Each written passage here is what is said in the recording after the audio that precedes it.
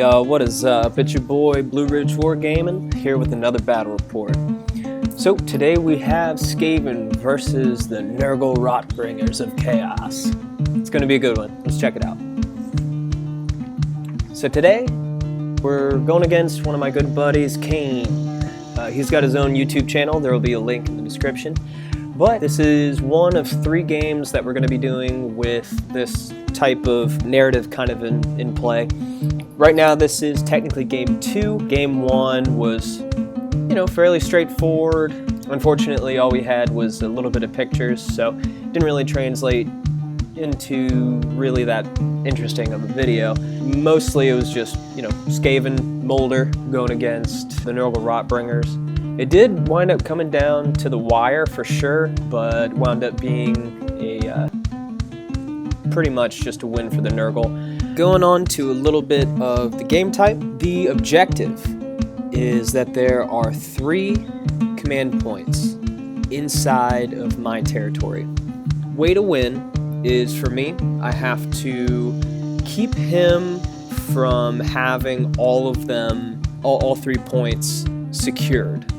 By the end of the game, turn 6, just make sure that he doesn't have all of the command points. So I forget the actual realm of magic that we wound up going into. Basically, it prevents flyers from flying. Here are my Skaven. I have 2 units of rat ogres. All of those clan rats are in fact giant rats. 1 unit of 3 packmasters, a hell pit, a vermin lord, which is actually the warp seer, and then a master Moulder. So that'll complete my list. Over to the Rotbringers, we have the botflies, we have a couple of the, I believe they're chosen, correct me if I'm wrong, they're pretty tough to beat up, but then the snail and a chaos lord. We roll for turn 1, Chaos winds up getting the first turn, and a little limited because their flyers can't actually fly their full distance, but they're still, of course, gonna make the best of it. He goes ahead and rolls this, so that's just basically his run movement.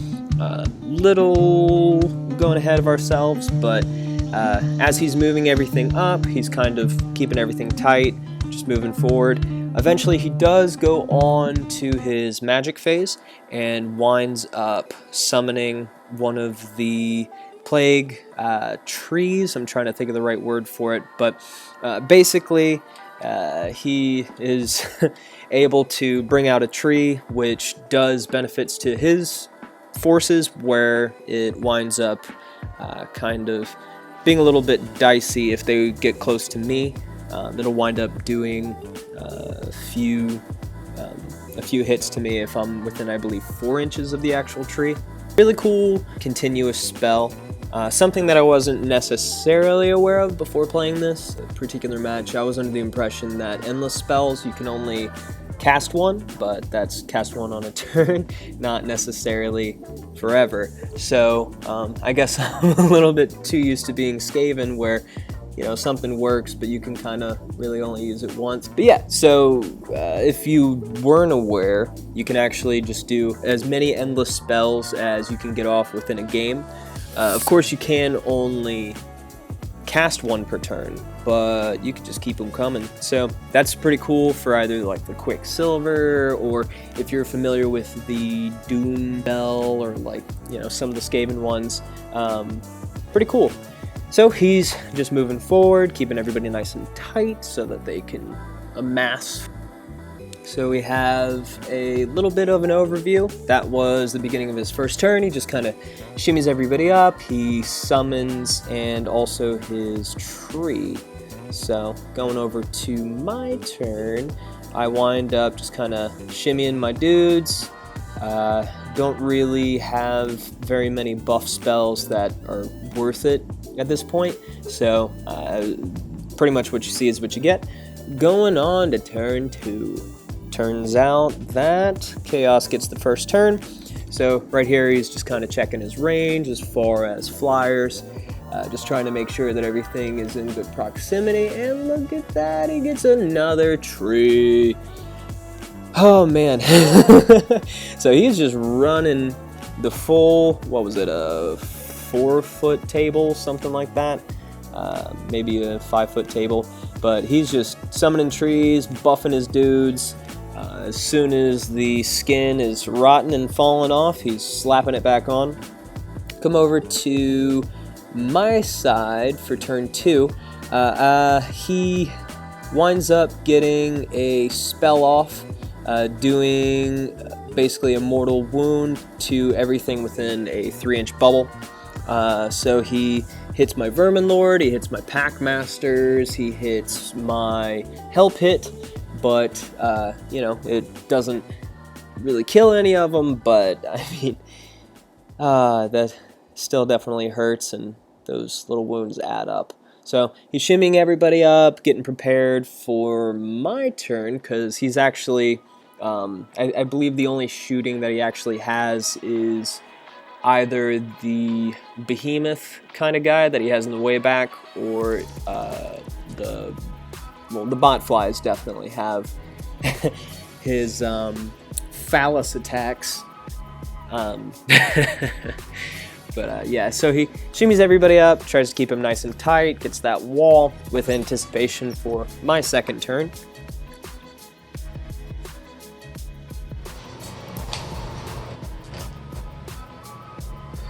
We'll let the leader go first.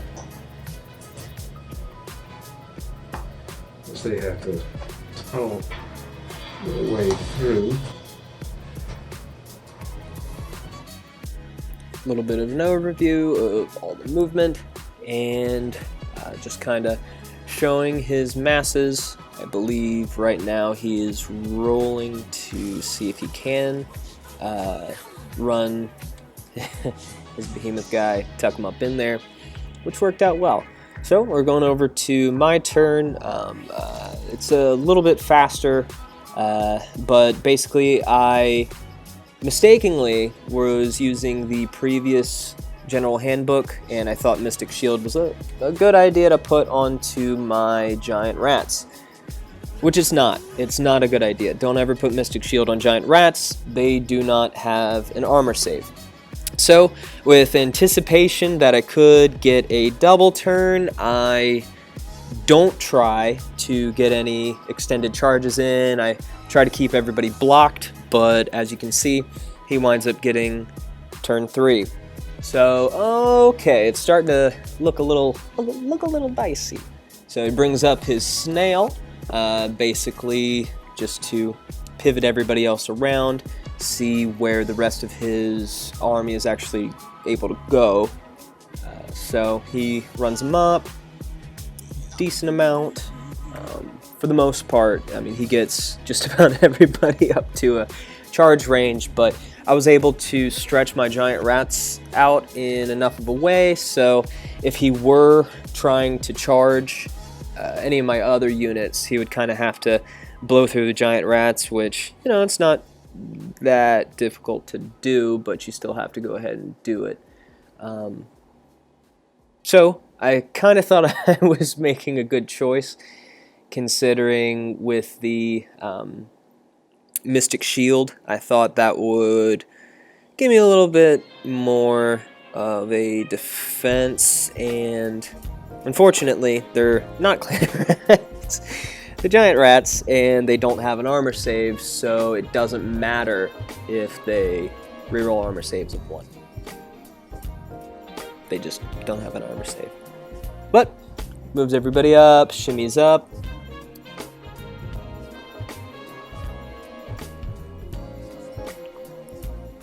Does bring his... Well, I'm going to keep calling him Chosen. I know that they might not be, but brings him up, trying to do a little bit of that magicka later on, and also trying to make sure his guys are within charge range to put on some of that hurt.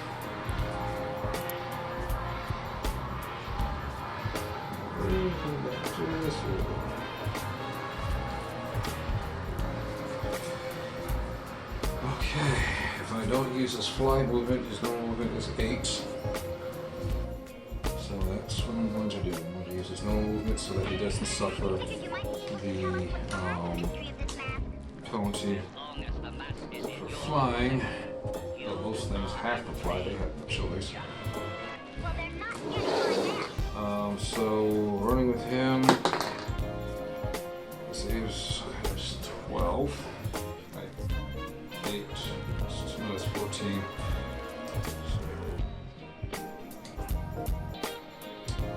So he has 14 inches, but I need to see how close they can get. So first off, 8 minus 6, 8 minus 1 is 7. Now adding in the running movement, that's 11.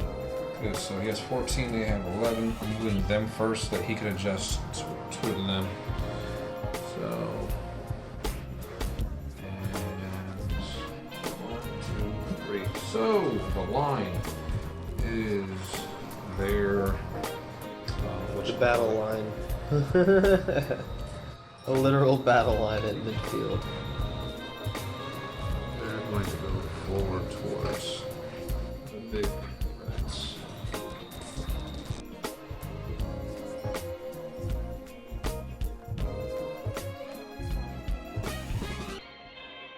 Just out of reach. And then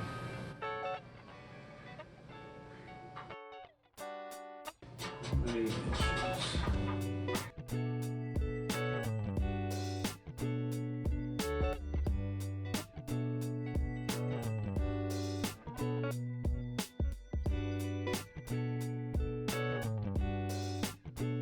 Four inches away. So he's 4 inches away from them, and they are 5 inches away. Ooh. Now for the big cube. This 5 base plus the D6. 6 inches again. He's like, I'm just taking my time.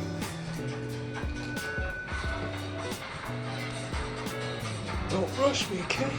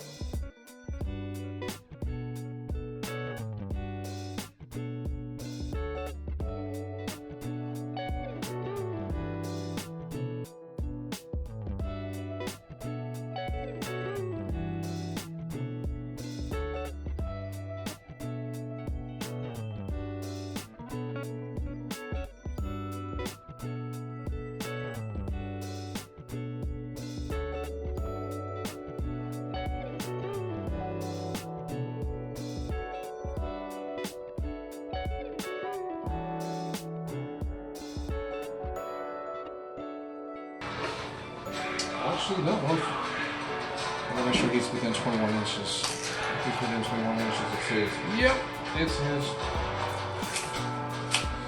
Okay, so he also gives Raphael's blessings to him. So they have it and they have it. So he has +1 to all his attacks, and they have +1 to all their attacks. So bring this down to 1 command point. Oh, he gives other people reroll for their charges.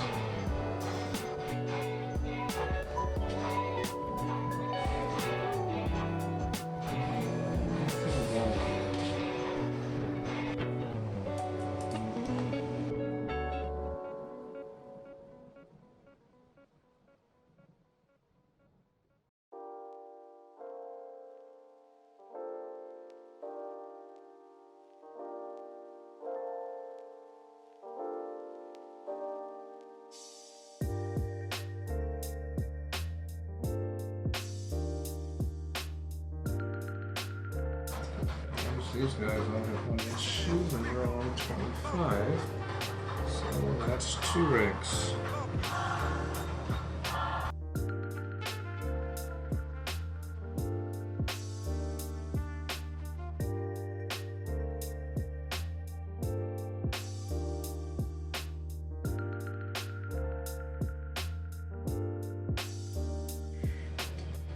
starting there. So, 4 attacks. That's good. Not that, and 3 4 attacks.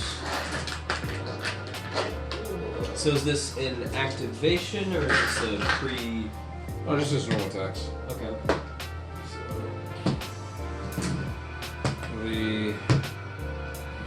Doing the black ones first, which are his axe attacks, hitting on 4s, wounding on 3s. On the ogres? Yes. Okay. 3 hit, 3s to wound. 3 wounds, rend 2, d3 damage. Okay. So no save. Each one has 4 wounds apiece. And one of them's injured. With 2 At 2, yeah. So each of these is d3 damage. So 3, 2, 1. So 6 total. 6 damage. That should be the units. Yeah. Yeah. Boom. Boom. But Did he get to use his quad? So that's like each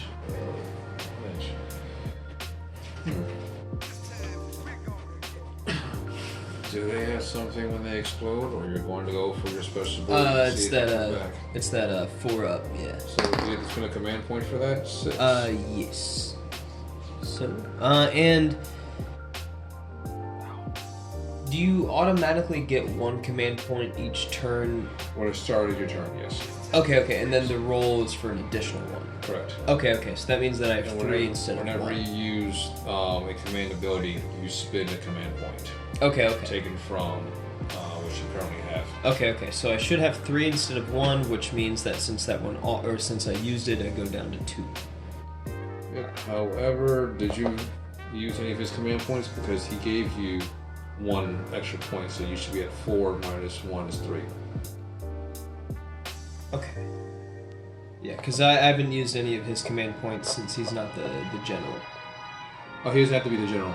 Ah. So in 2nd edition, any characters in your army could use their command abilities. Oh, shoot. Yep. He's like, oh, really? So now it's about to get real interesting. Wow. Yep. Because that was one thing that players around the world were complaining, that they had all these cool characters with all these cool special abilities and synergies they could be using, but since only the general can use it in 1st edition, they wanted it to be changed in 2nd edition to get the chance what they wanted. Gnarly. So Okay. that's why they say 2nd edition is good for synergy players. Yeah, I definitely noticed a lot of synergy for sure. A lot of Yu-Gi-Oh players were like, I think I like Warhammer now.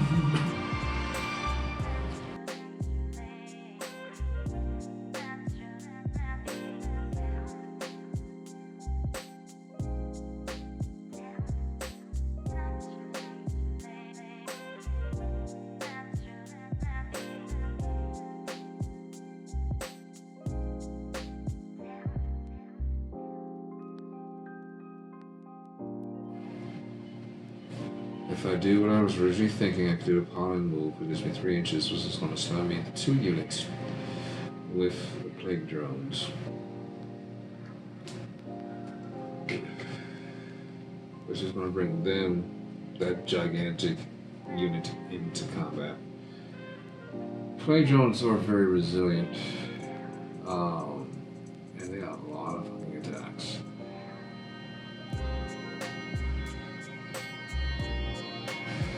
Or I could go here with this ton of attacks against this unit, which will open up a hole to all this. But that's also keeping all of this combat with. we're gonna go here. Okay. I hear that that voice thing. like shut up. So there's a strategy to this. Okay, so like that. Into there, and it's just going to get. See, he would have been right here, but he's too much in the way. Fucking wings.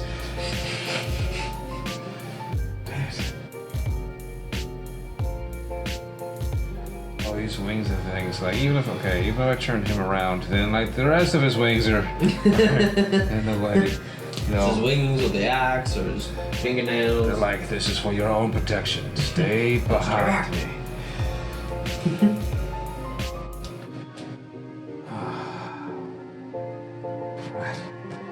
Okay. See, that's why I miss consolidation.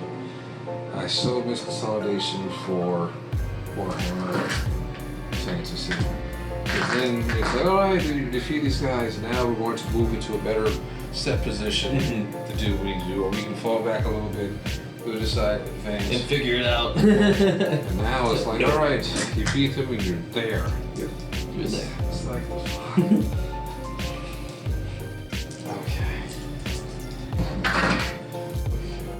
Let's see.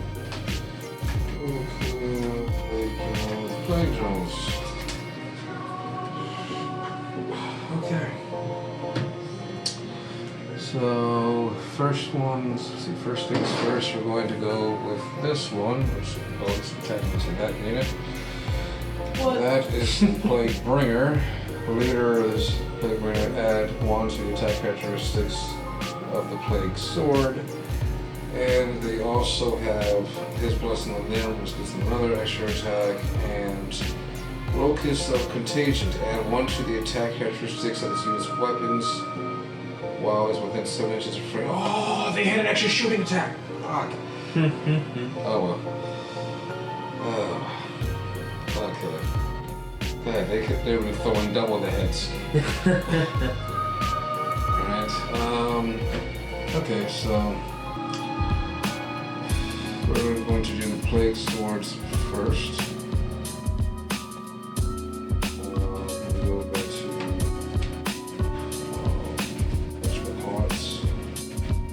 Plaguers.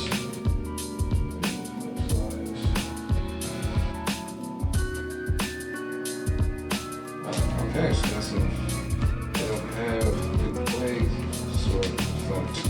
That's 40k. 40k, you can reroll the wounds with Plague Sword.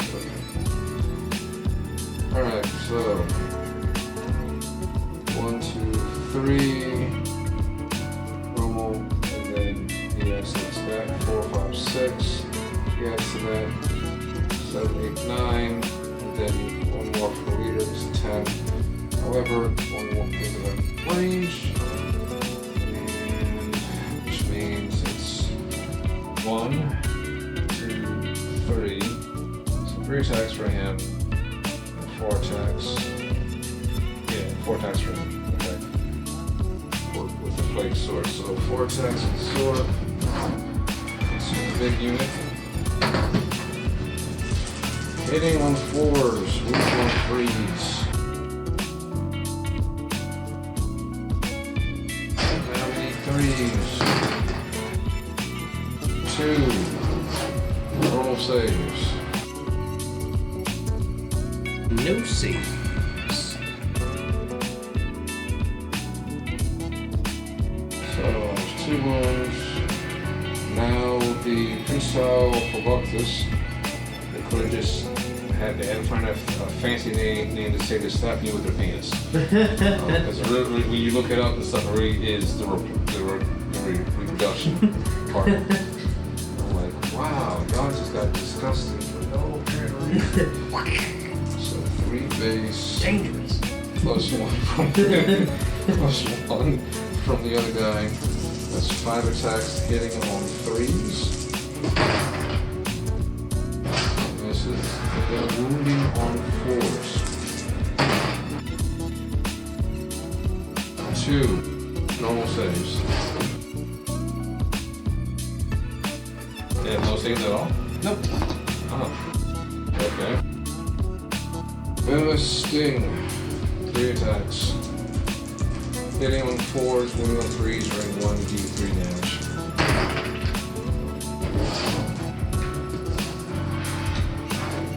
One hit.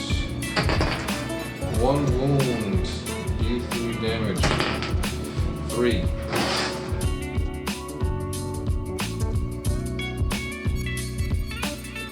Moving over to him. To this unit. So there's 3 swords, 4s, 3s, 1 damage of each hit. Normal saves for us right there also. Is it these guys? Yeah, it's this unit. Okay, okay.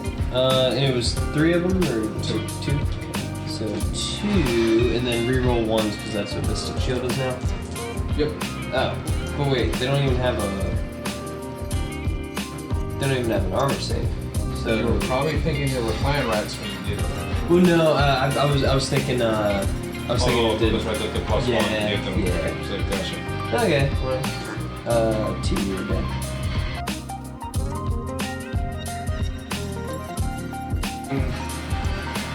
Alright, penis shots to the face. That's right. Hitting on 3s. Wounding on 4s.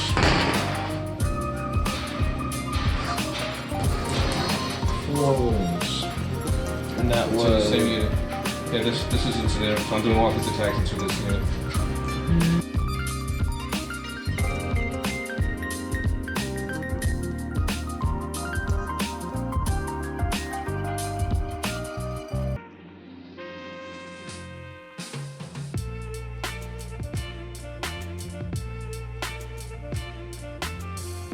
And here's 3 stings.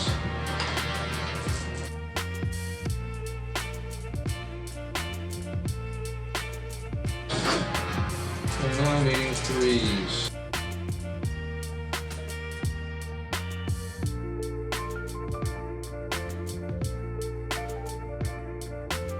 Six.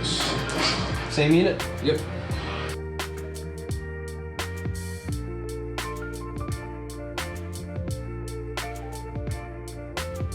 I don't think we'll do that. I would honestly go anywhere in there. That's if it's me, in all honesty. The reason being, because that's a whole lot of attacks. There's gonna be more attacks than this. Actually, wait. No, it won't be more attacks. It won't be more attacks than that.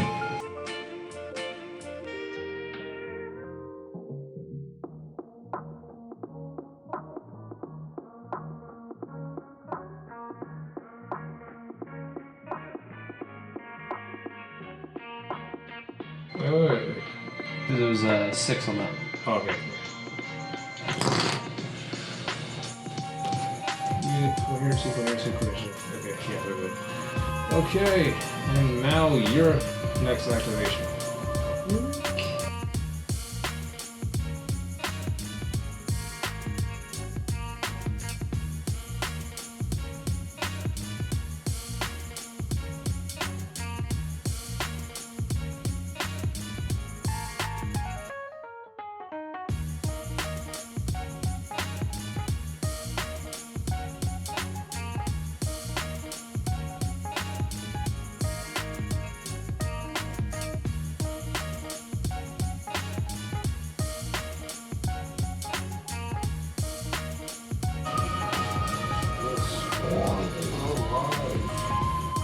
With music.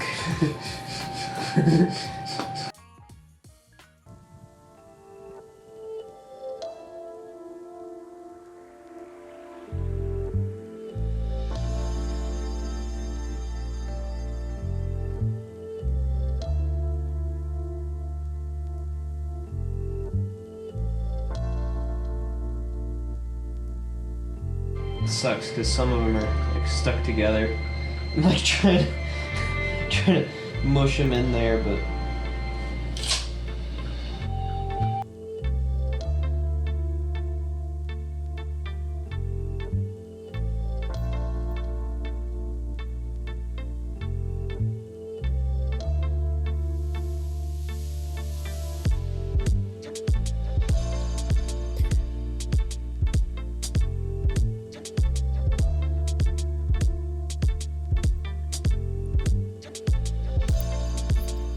So unfortunately, a little bit after this, my camera actually burns the memory card. It was a pretty cheap one, so I was pretty surprised that I was able to get 250 gigabyte micro SD that was able to handle 4K for $10. So that didn't really work out, but we have a little bit after that when it is the actual screenshot of the next video that was taken, which unfortunately all the rest of these still shots will be the remainder of what was corrupted. I'm pretty sure that the memory card wound up going bad. But, so pretty much what wound up happening, you can probably kind of guess. Everybody just kind of mushed up, but probably the main thing to talk about is the fact that the Hell Pit wound up coming up and just smacking the heck out of the Chaos Demon Lord. He just kind of, it was because of the way that we all piled in. It sort of just went up that battle line, and then the Hell Pit basically was just within range, so able to connect when before the Demon Lord wound up attacking all of the giant rats. So a little thing about the Moulder list is that basically for a command point I'll be able to bring back everything that winds up dying on my side. So you'll see that I don't have rat ogres on that other side anymore, but now I do have another unit of giant rats. So I wound up getting the actual roll off, so I was able to I had the conjunction of the flesh meld menagerie and also the +1 basically for being Master Moulder holding a certain relic. So I was able to bring back units on a 4-up that were, you know, as long as they were giant rats, the Hell Pit, or pack masters, or the rat ogres. So the Hell Pit comes in, swings a bunch, and almost kills the Demon Lord, but it gives him basically an opportunity to swing back and kill some of my main guys. So what he does is actually on turn 3, Chaos does actually get the 3rd turn, which was a little bit unfortunate. I was really hoping for the first, well, to get the 1st turn before the 3rd turn because it would give me a double turn, but didn't really wind up that way. So right now we're fighting pretty hard. So the Hell Pit, again, he swung a bunch, almost killed the Chaos Lord. Winds up actually getting it off this go around, which is insane. Something that I do remember him saying is that he had, I believe, like a ward on a 4-up or something like that that might have been able to save him, but also for a lot of my giant rats I unfortunately forgot to reroll wounds of 1 for most of the match. But as you can see, they go ahead and they actually wind up popping at the end of the 3rd turn. The Vermin Lord actually wound up not really doing too much this game. Did a lot more in close combat, which is just, you know, it's not good that I brought the Warp Seer for that. But unfortunately, he doesn't wind up taking everything out before the end. He winds up just basically summoning trees. So it's dwindling and it's looking pretty grim for my Skaven, but he just winds up completely overwhelming me with the endless spells. But it was a really good match. He didn't wind up taking out the Hell Pit, so I think the Hell Pit actually wound up taking out that other behemoth, because I rolled on the too horrible to die, and it did the attacks, and then I did the flesh meld menagerie and brought him back basically with full health. So that was insane. I did not expect as many of my units to come back, but the weird thing is I do remember that all of the units that like the units of 40 giant rats, only one of them actually wound up coming back. 2 of them wound up just basically getting obliterated, but that pretty much wound up sealing a victory for Chaos. So it is kind of tough. I can blame the fact that the way you deal with the Horde army is bottlenecking it, but I mean, we almost had the same amount of bodies anyway.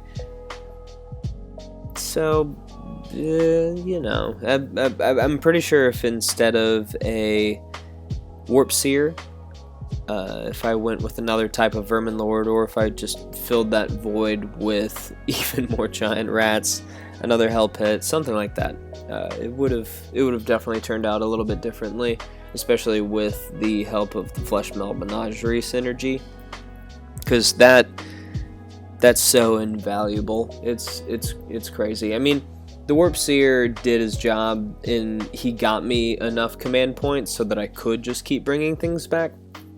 So without the Warp Seer, or without something that is also able to help out in that aspect, would be it would probably be a little bit tougher to ensure that I had enough command points to make sure that I was able to compensate for everything.